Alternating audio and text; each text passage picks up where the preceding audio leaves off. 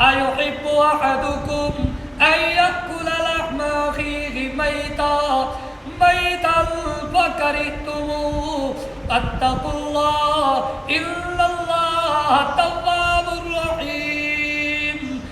تم میں سے کوئی ایسا شخص ہے کہ اپنے مردہ بھائی سگے کا گوشت کھائے؟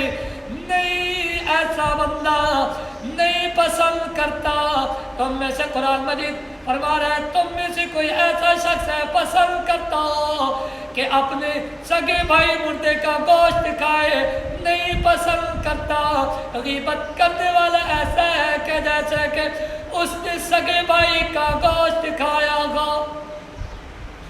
حدیث شریف کے اندر آتا ہے دو عورتوں کا واقعہ پیش آیا. ایک صحابی رضی اللہ تعالی عنہ نے اللہ کے رسول صلی اللہ علیہ وآلہ وسلم کو بتایا کہ ادھر دو عورتوں نے روزہ رکھا ہے، قریب ہے کہ مرنے کے قریب ہے یا مر چکی ہوں گی یا مرنے کے قریب ہے.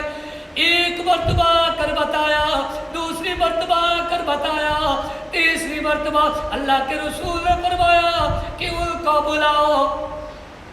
ان کو بلایا گیا تو فرمایا ہاں جی تم نے روزہ رکھا ہے؟ جی روزہ رکھا ہے.